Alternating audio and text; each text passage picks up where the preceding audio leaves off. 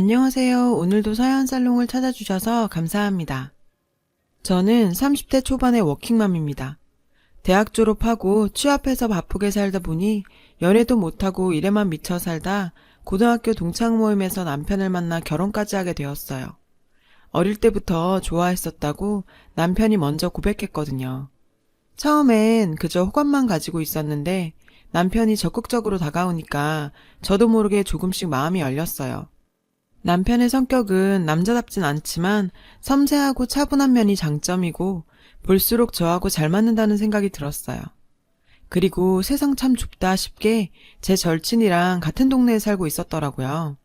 저랑 사귀게 된 걸 알고 친구가 하는 말이 걔 정말 좋은 사람이야. 여러 곳에 봉사도 꽤 오래 하고 성실하고 성격도 참 좋아.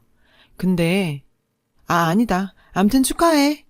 이러면서 말끝을 흐리더라고요. 의아한 생각이 들었지만 그땐 그냥 대수롭지 않게 넘겼어요. 한참이 지나서야 그 의미가 뭐였는지 제대로 알 수 있었지만요.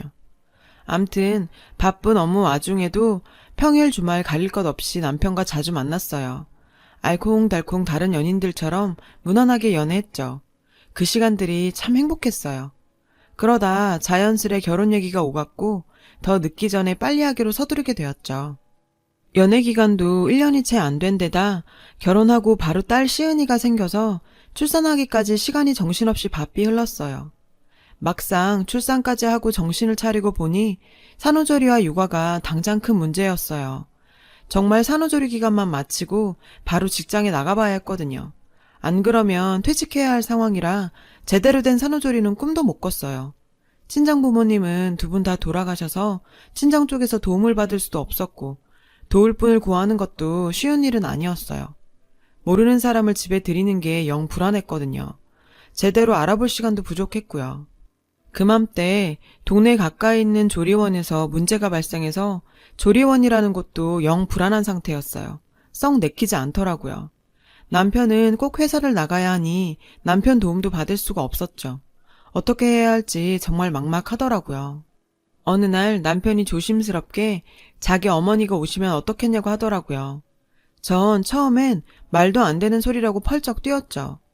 차라리 조리원이나 사람을 들이는 게 낫지 그게 무슨 소리냐면서요. 괜히 고부 갈등만 만들 게 불보듯 뻔해 보이더라고요. 그랬더니 그러지 말고 현실적으로 냉정하게 잘 생각해 보라더니 당연히 시어머니가 해주시는 게 맞고 너무 그렇게 부담감 갖지도 말라면서요. 우리 시은이 남 손에 맡기는 것도 불안하지 않냐며.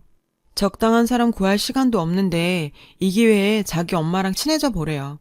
가족이 된 거고 앞으로 평생 볼 건데 뭐 어떠냐고요. 자기 엄마 괜찮은 사람이라면서 입이 마르게 칭찬도 했고요. 시어머니와는 몇 번 잠깐 본 게 다여서 아직도 어색하고 영 불편하게 느껴졌어요. 아무리 잘해주셔도 그렇지 시어머니인데 솔직히 맨 처음 뵀을 때부터 정이 안 가서 더 그랬죠. 특별히 트러블이 있었다거나 사이가 안 좋은 건 아닌데 그냥 본능적으로 내키지 않았어요. 그러다 남편을 통해 들었는지 어쩐 건지 시어머니가 전화를 하셨어요. 아가, 미안해하거나 불편하게 생각할 것 하나 없다. 난 맨날 할 일 없이 노는 사람이고 몸도 건강한데 당연히 내가 도와야지 라며 설득하셨어요. 그래서 어쩔 수 없이 어머니가 오시게 됐죠. 서로 매사에 배려하고 조심했어요. 말 한마디 행동 하나에도 서로 신경 쓰면서요. 얼마간은 괜한 걱정을 한 것 같다고 생각을 했을 정도였으니까요. 그런데 사람 본성과 습관이 어디 가나요? 하루아침에 바뀔 수 있는 게 아니잖아요. 저희 집에 오셔서 한 달 정도 되었을 때 남편이랑 저 다 있는데 이런 말씀을 하시더라고요. 내가 어디서 들으니까 다른 집들은 따박따박 월 200씩은 그냥 용돈으로 준다더라. 근데 나는 아예 여기 들어와 살면서 애까지 보고 살림도 봐주니 그거 갖고는 택도 없지. 안 그러니? 너희들은 어떻게 생각해? 그냥 아무렇지 않게 쓱 지나가는 말로 갑자기 던진 말에 남편과 저는 당황스럽더라고요. 뭐야? 그러니까 지금 우리 보고 한 달에 200 넘게 자기한테도 달라는 건가? 남편과 제가 아무 말이 없으니 고개를 돌려 눈치를 한번 쓱 보더니 뭘 그렇게 심각한 표정들이야. 그냥 농담 한번 해본 거야, 농담. 하면서 넘어가려고 하더라고요. 정말 여우 같다고 느꼈어요. 그게 이것들이 어떻게 나오나 한번 보자 하는 게 아닌 뭐겠어요. 그러더니 아유, 난 그렇게까진 필요 없고 그냥 100 정도만 줘도 된다. 이러더니 피곤하다면서 방으로 들어갔어요. 남편이랑 저는 방에 들어와서 얘기를 시작했어요. 자기는 방금 어머님 말씀 어떻게 생각해? 그러니까 지금 돈을 달라시는 거잖아. 오셔서 힘들게 고생하시니까 감사의 뜻으로 드릴 생각은 나도 당연히 갖고 있었어. 그렇지만 저렇게 대놓고 한 달에 얼마를 달라 마라 하시는 건 좀 아니지 않아? 그러자 남편도 나도 그건 좀 아닌 것 같아. 그래도 오셔서 힘들게 도와주시는데 우리가 성의 표시는 해야지. 하길래 그래, 당연히 그래야지. 근데 한 달에 100은 지금 우리 형편에 너무하잖아. 앞으로 시은이 키우려면 돈 들어갈 데가 한두 군데가 아닌데 갑자기 뜬금없이 저러시는 건 아니지. 처음부터 내가 억지로 부탁드린 것도 아니고. 본인이 원해서 오시겠다고 적극적으로 나오신 데다 애초에 돈 얘긴 전혀 없었잖아. 돈 그렇게 드릴 거였으면 전문적인 도우미분을 드리는 게 훨 나았겠지. 안 그래? 자기야, 괜히 열내지 말고 내가 엄마랑 나중에 잘 얘기해 볼 테니까 이만하고 쉬어. 뭘 어떻게 잘 얘기해 볼 건데. 걱정하지 말고 빨리 자. 라면서 자꾸 확답을 피했어요. 시어머니나 남편한테 이 얘기를 계속 꺼내기도 그렇고 괜히 저만 악덕며느리 되는 것 같아 짜증나더라고요.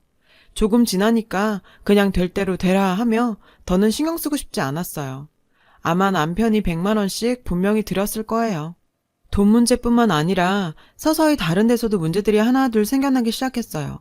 시어머니가 육아랑 집안 살림을 두루두루 봐주시기로 한 게 맞지만 저나 남편도 할 일은 했어요. 시어머님께만 다 맡기지 않았고 그럴 수도 없었어요. 아시잖아요. 물론 연세에 비해 힘드셨을 수도 있어요.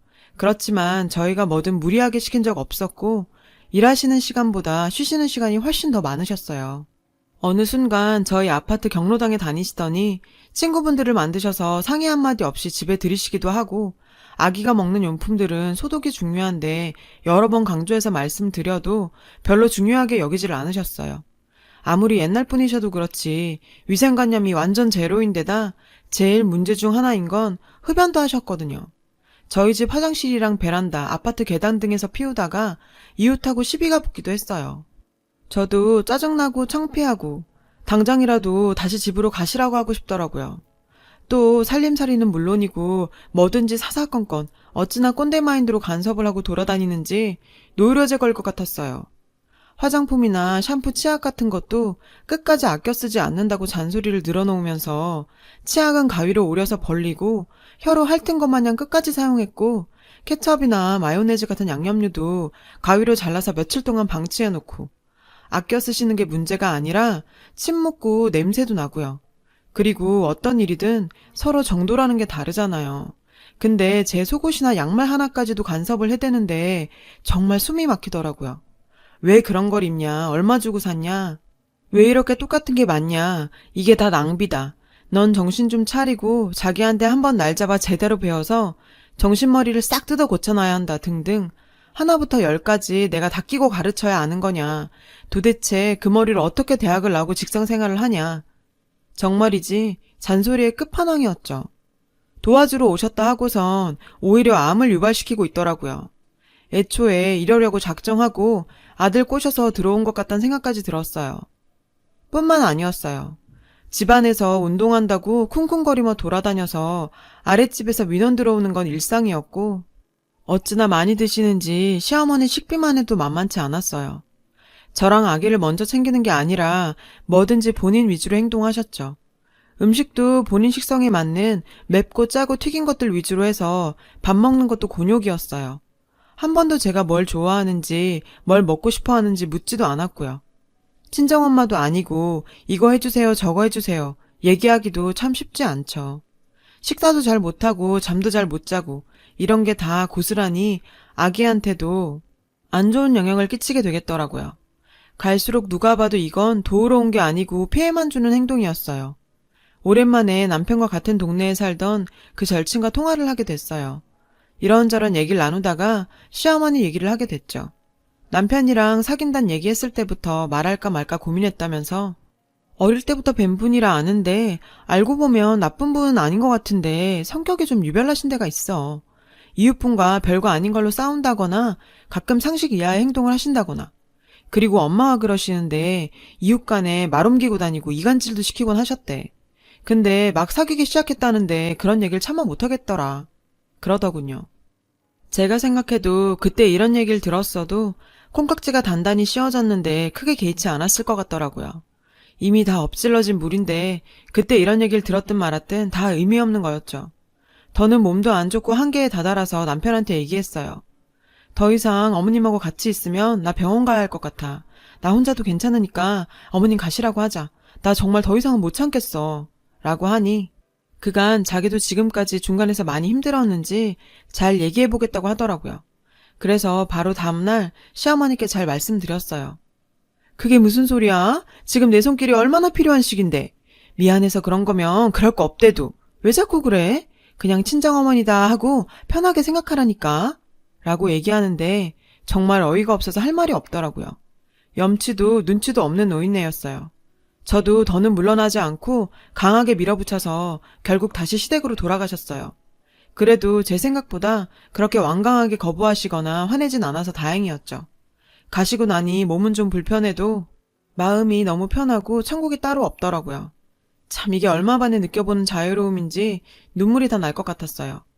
가시고 나선 어쩔 수 없이 도우미분을 구할 때까지 남은 월차 영원까지 끌어모아서 일주일간 휴가 신청을 했어요. 그런데 혼자서 감당하는 것도 하루 이틀이지 말처럼 쉬운 일은 아니었어요. 결국 남편 지인을 통해 입주 도우미분을 소개받았어요. 하루빨리 구해서 직장도 나가야 했기에 어서 모셔오라고 했어요. 만나서 말씀을 나눠보니 인상도 좋으시고 말씀도 조근조근하시고 더 겪어봐야 알 일이지만 참 좋은 분 같아서 바로 모셔왔어요. 같이 얼마간 지내보니 시어머니랑 어찌나 비교가 되던지 이분은 정말 프로시더라고요. 성실하시고 부지런하고 위생관념 철저하신 데다가 기본적인 인격이 바로 갖춰진 분이셨어요. 정말 이런 분과 함께하게 되어서 행운이란 생각이 들더라고요. 비용이야 많이 나가지만 조금 더 일찍 이분을 알았으면 시어머니랑 그 난리를 안 피워도 됐을 텐데 참 아쉬운 생각이 들 정도였어요. 시어머니는 참견도 못하고 돈도 아쉬웠는지 남편한테 틈틈이 전화를 하는 것 같았어요. 남편이 얘긴 안 했지만 눈치로 알 수 있었죠. 어느 날 제가 직장에서 돌아와 보니 여사님이 시어머니가 다녀갔다고 하시더라고요. 제가 없는 시간에 맞춰서 다녀간 게 분명했어요. 그냥 와서 집안을 둘러보고 여사님 개인에 대한 걸 꼬치꼬치 묻더니 그냥 가더래요. 여사님도 참 기분 나빴을 텐데 갑자기 들이닥쳐선 자기가 왜 그런 걸 묻고 가는지 정말 저희가 궁금해지더라고요. 그때뿐만이 아니었어요. 꼭 제가 없을 때만 다녀갔더라고요. 누가 봐도 일부러 노린 사람처럼요. 나 있을 때 오면 누가 뭐라고 하는지 정말 은근히 기분이 나빴어요. 그런 일이 몇 번 지속됐다 싶었을 때 어느 날 여사님이 조심스럽게 말을 꺼내시더라고요. 할머니가 몇 번 다녀가셨는데 가실 때마다 자꾸 안 좋은 말씀을 하시네요. 말씀을 드릴까 말까 고민 많이 했는데 말하는 게 나을 것 같아서요. 라며 녹음한 걸 들려주셨어요. 자기가 말로 하면 제가 못 믿을까봐 녹음을 하셨대요. 내용은 정말 기가 막히더라고요. 우리 며느리 성격이 아주 죽을 듯이 변덕이 심한 편이야. 금방 질릴 테니까 각오해요. 내가 아들한테 들으니까 걔가 여사님을 싫어해서 책 잡아서 내보낼 궁리를 하고 있다네. 그리고 걔가 어찌나 게으른 데다 위아래도 없고 싸가지가 없는지 말도 못해요. 그걸 듣고 있자니 머리가 어지랄 정도로 분노가 치밀더라고요. 자기를 내보내고 여사님을 들인 게 못마땅하고 질투가 났나 봐요. 그래서 저런 거짓말로 여사님이 제 발로 나가주길 바라서 한 행동으로 보였어요. 그 시커먼 속이 훤히 다 보이는 악행이 따로 없었죠. 아무리 그래도 그렇지 어떻게 저런 거짓말을 할 수가 있는 건지 세상에 별의별 인간들이 다 있는데 하필 제 시어머니가 그런 인간이라니. 내가 전생에 무슨 죄를 지었길래 하늘도 참 가혹하다는 생각이 들더라고요. 여사님은 시어머니 말 하나도 믿지 않는다고 저를 믿는다고 말씀해 주셨어요. 참 감사하고 더 믿음이 두터워졌어요. 그렇게 계획적으로 접근하고 계략을 꾸며도 여사님이 나가지 않자 이제는 노선을 바꿔서 접근해왔어요. 제가 여사님이 녹취한 걸 갖고 있다는 걸 꿈에도 모른 채로요. 웬일로 오랜만에 제가 있을 때 찾아오더니 여긴 자기가 볼 테니 여사님한테 뭘 사오라고 시키더라고요. 그러더니 아니나 다를까 이젠 저한테 여사님 흉을 그렇게 보더라고요. 예, 아가. 내가 사람을 좀 볼 줄 아는데 저 사람 첫눈에 딱 이상한 사람 같더라. 저런 사람 계속 쓰면 애한테도 안 좋고 저런 인상이 나중에 큰 일낼 상이야. 그러기 전에 빨리 내보내는 게 좋겠어. 안 그러면 내가 불안해서 살 수가 없다. 내가 너희들 걱정에 어떻게 사니? 그러니까 당장 내보내. 알았지? 잘 알아들었지? 응? 하는데 정말 어이가 없어서 말이 안 나오더라고요. 들은 채도 안 하고 그날은 그냥 보냈어요. 결국 사건이 터졌어요. 남편이랑 여사님도 다 같이 집에 있는데 연락도 없이 시어머니가 찾아왔어요. 반찬을 갖다 준다는 핑계로 온 건데 어차피 저희 입맛에 맞지도 않아서 못 먹을 걸 또 바리바리 많이도 싸왔더라고요. 남편이랑 저는 방에서 아기를 보고 있었고 거실에서 여사님이 집안일을 하시면서 어머니랑 얘기를 나누고 있었어요. 그러다 여사님이 화장실에 잠시 가셨고 시어머니 혼자 거실에서 TV를 보고 계셨어요. 그러다 또 어머님이 화장실에 가셨고 여사님은 주방 일을 보시는 것 같더라고요. 잘 자던 시은이가 깨서 울어서 남편이랑 달래고 있던 중이었어요. 거실에서 큰 소리가 나서 보니 시어머니가 여사님한테 큰 소리를 치더라고요. 아, 그러니까 떳떳하면 가방을 보여달라고요? 왜 안 보여준다는 거예요? 하면서 흥분해서 씩씩댔어요. 여사님은 당황한 표정으로 저희를 바라봤고요. 무슨 일이냐며 저희가 물으니 시어머니가 내가 화장실 갔다 오기 전에도 분명히 내 가방 안에 있던 돈이 감쪽같이 없어졌지 뭐니. 이게 귀신이 고칼로리도 아니니? 여긴 저 여자랑 나밖에 없잖아? 그래서 내가 가방을 좀 보자니까 싫다고 저렇게 버티고 섰잖아. 내가 화 안 나게 생겼어? 이 말을 들은 여사님이 저는 할머니 돈이 어디 있는지도 모르고 손댄 적은 더더욱 없습니다. 계속 일하느라 그럴 새도 없었어요. 라며 정말 억울해 하시더라고요. 그래서 남편이 나서서 얘기했어요. 어머니, 잘 생각해 보세요. 집에 두고 오셨다거나 다른 데서 잊어버린 건지도 모르잖아요. 시어머니가 펄쩍 뛰면서 여기 오기 전에 은행에서 찾아온 돈이라 그럴 리가 없대요. 그러면서 자꾸만 여사님 가방을 보여달라고 난리를 치더라고요. 뭔가 냄새가 났어요. 시어머니가 꾸민 일이 틀림없었죠. 여사님 가방은 거실 한 구석에 늘 옷이랑 같이 걸어두셨어요. 오해하신 것 같다고 저도 말려봤는데 소용이 없었어요. 그래서 제가 나설 수밖에 없었죠. 어머님, 그러실 거 없어요. 저희 거실에 CCTV 달았거든요. 그거 보면 되겠네요. 도대체 어떻게 된 일인지요. 제 말을 듣고 온 시어머니는 얼굴이 사색이 됐고 여사님은 제발 그래달라고 너무 억울하다고 하셨어요. CCTV라니? 그게 무슨 말이야? 집에 왜 그런 걸 달았어? 요새 아기나 알견 있는 집들은 달아요. 다는 편이 더 좋으시다며 여사님도 동의하셨고요. 시어머니가 갑자기 안절부절 못하는 게 눈에 바로 보였어요. 확인해보니 아니나 다를까 여사님이 화장실 간 사이 시어머니가 재빠르게 가방에 돈을 넣고 딴청을 피우는 게 딱 찍혔더라고요. 저희 셋이 어이가 없어 쳐다보니 명백한 증거 앞에서도 잘못된 거라며 음모에 빠진 거라며 당당해 하는데 기가 차다 못해 뒤로 넘어갈 지경이었죠. 그래서 여사님이 주셨던 녹취도 들려드렸어요. 남편도 이건 처음 듣는 거라 엄청 놀라더라고요. 점잖은 여사님이 화가 많이 나셔서 이건 소송감이라며 고소한다고 하셨어요. 남편과 저는 가만히 있으면서 시어머니를 외면했어요. 금쪽 같은 자식이랑 며느리 앞에서 개망신당하고 실망감까지 안겨줬다는 생각에 풀이 죽고 기가 꺾인 시어머니였어요. 어쩜 그렇게 초라하고 한심해 보일 수가. 나이 꽤나 먹은 어른이 도대체 이게 무슨 짓인지 정말 누가 알까봐 두려울 정도로 제가 다 창피해지더라고요. 남편도 이번에 자기 엄마 실상을 제대로 알았는지 그 후로는 완전히 돌아서서는 냉정하게 대했고 만나주지 않았어요. 제가 봐도 독하다고 느낄 정도로요. 시어머니는 아들이 그렇게 돌아선 모습에 충격을 꽤나 받은 모양이었어요. 자기도 사람인데 당연히 창피하고 볼낯이 없었을 거예요. 이후로 다시는 얼씬도 안 하더라고요. 친구한테 소식 전해 들으니 사람이 완전 더 이상해졌대요. 안타까운 생각이 들 때도 있지만 지금은 이런 거 저런 거 안 보고 사니 속은 편해요. 오늘따라 이래저래 생각이 많아져서 쓰게 되었는데 정리가 되는 것 같습니다. 제 긴 이야기를 들어주셔서 감사해요. 편안한 하루 보내셨으면 좋겠습니다. 여러분, 사연 댓글에 응원과 현명한 조언 부탁드려요. 좋아요와 구독은 저에게 큰 힘이 됩니다. 오늘도 좋은 일 가득하세요.